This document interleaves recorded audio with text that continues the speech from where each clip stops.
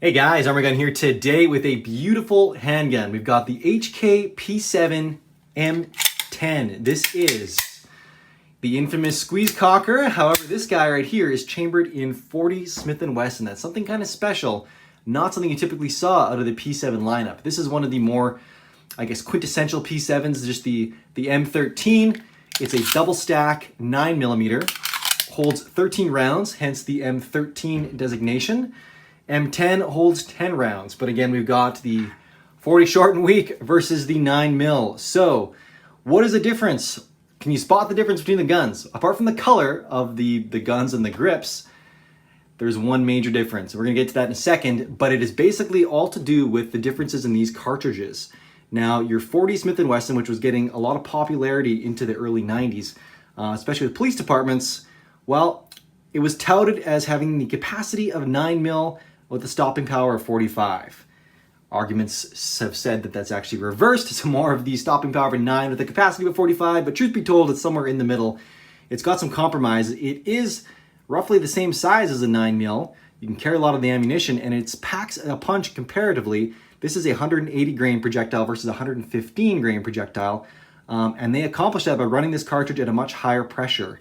Now, for a handgun, which typically relies on a simple blowback operation, that can be problematic. All that extra pressure inside, well, that's going to cause this thing to want to just, well, not operate safely if you were running that cartridge in this setup. At least that's what they claimed, and what they came to resolve with it was to add a ton of material and weight to the slide. Now what that did was it still made this relatively compact handgun, well, a little more chunky, but a lot more heavy, top heavy, and maybe a little more unwieldy. I still have shot this thing. It's a pleasure to shoot. Surprisingly, this big reciprocating mass up top here doesn't throw you around. It really does handle the 40 Smith & Wesson really nicely.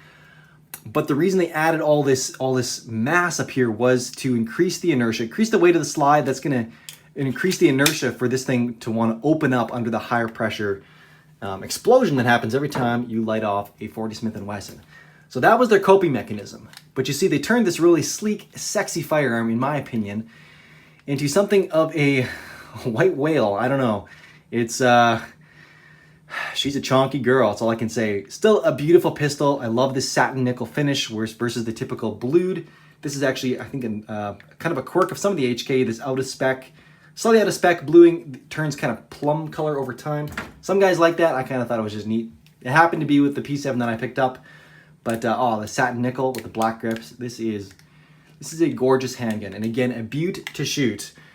But I've probably talked enough about that here. Let's talk into the controls. Again, as being the neat squeeze cocker, they built a lot of ingenuity into this system, and it's very well, it's kind of intuitive once you get used to it, like an Apple iPhone, I guess. Anyways, the whole basis is this whole front strap is kind of like an inverted grip safety. You know, you're used to seeing a grip safety in the back, for example, on a 1911.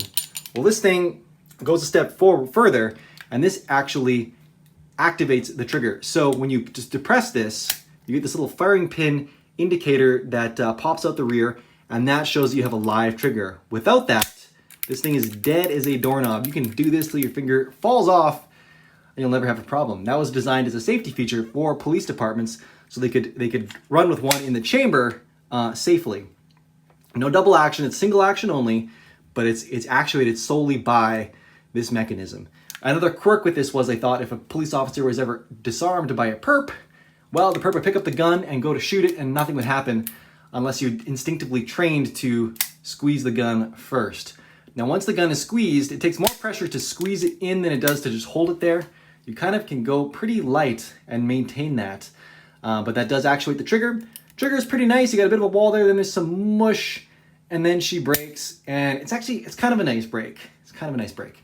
Probably around 4 pounds, roughly, I think is what I read, and it feels about like that to me.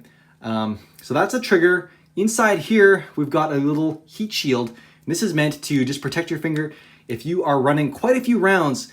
Well, this gun also makes use of HK's, I guess this is what it was called. It's called their retarded piston gas system or whatever. Basically, there's a little piston here, and it bleeds off some gas off the chamber, and that fills it in there, and that again also holds the slide back. It keeps the chamber from opening until the pressure has reduced enough to safely do so. It's kind of a neat little system, but it causes excess heat to build up in there and then get a little toasty.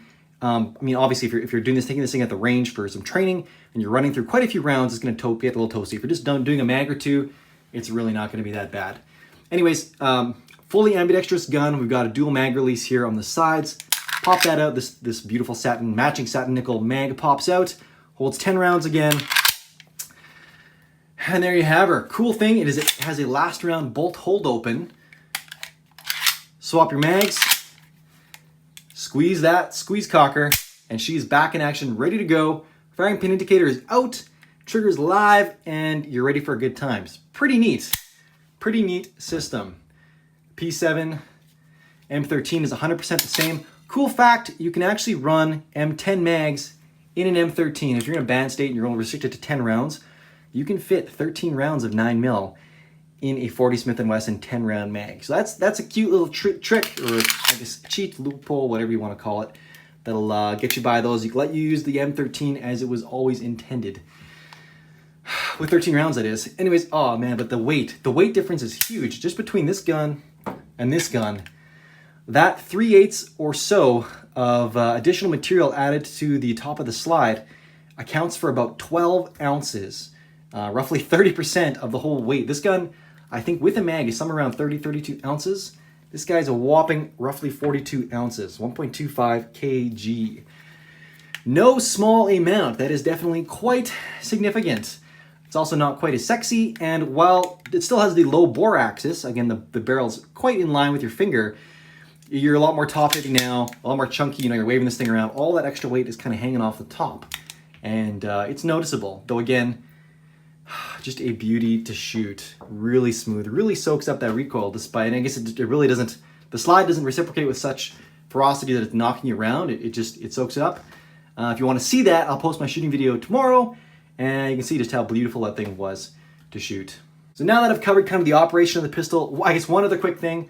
P7s were known for always having polygonal rifling, which is a different kind of deal.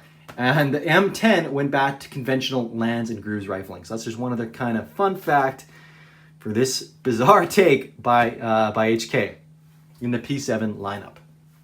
Okay, now for a little history, we have 1776. These guys are cranking out the prototype to submit to the West German police for their trial. They wanted a new pistol.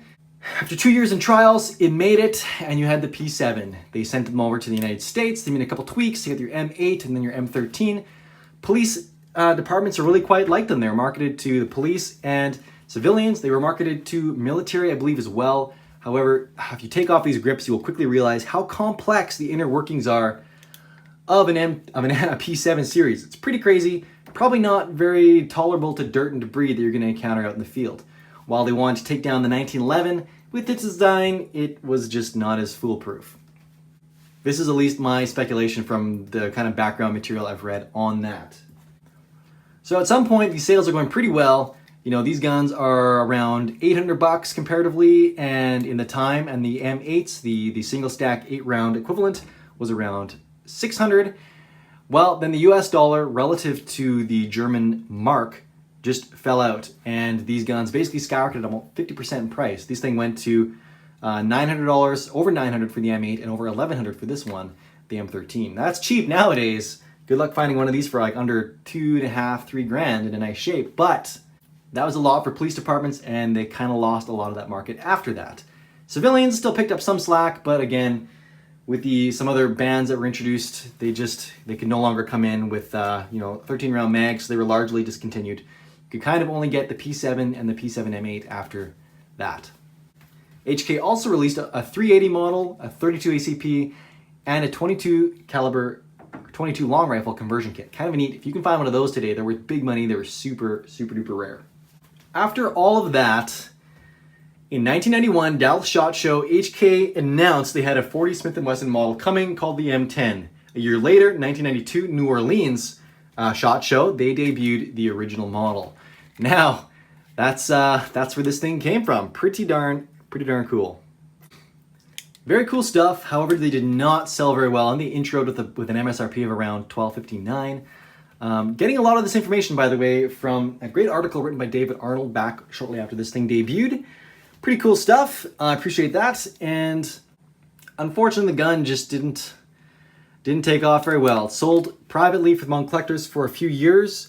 I believe after around 95 or so, they discontinued it, and what's out there was out there. Certainly classic, certainly a gorgeous looking pistol, and definitely the white whale to many collectors. This one even here has been sold and is off very shortly. Sad to see it go. Holding on to my M13 though. This thing is a keeper. However, I broke a small linkage internally here that activates the trigger linkage, and I need to find one of those. If anyone out there knows someone with some spare parts for an M17, or sorry, an M13, or is pretty handy with things, please let me know. I'd like to get in touch with them and get myself that replacement part to get this thing back in action. Actually, it was when I was shooting this pistol for a video that it broke. So kind of interesting. Once I get the thing back in action and do that shooting video, I'll throw that footage out there as well. Anyways, thanks a ton, guys. Really appreciate it. If you like my content, if you like the kind of setup we got going on here, check me out on Instagram at arm.and.gun. I post things daily there, stories and just regular posts. Lots of cool stuff. Again, I've been kind of posting pictures of this thing now for a few weeks since I got my hands on it, and definitely digging it. But you'll probably see all my stuff on there sooner and more frequently. And I guess that's about all I have to say for you right now. If you guys like the content, like, subscribe, share, comment, do all the things. They all really do help get the message out there. And if you really want to go the extra mile, I'm available on Patreon as well. Really, all that support goes back into the channel for getting stuff done. And a couple extra perks for you guys there as well. If you want to ask me any questions, hit me up on there as well. Thanks a ton, guys. That's about it. Arm and Gun out.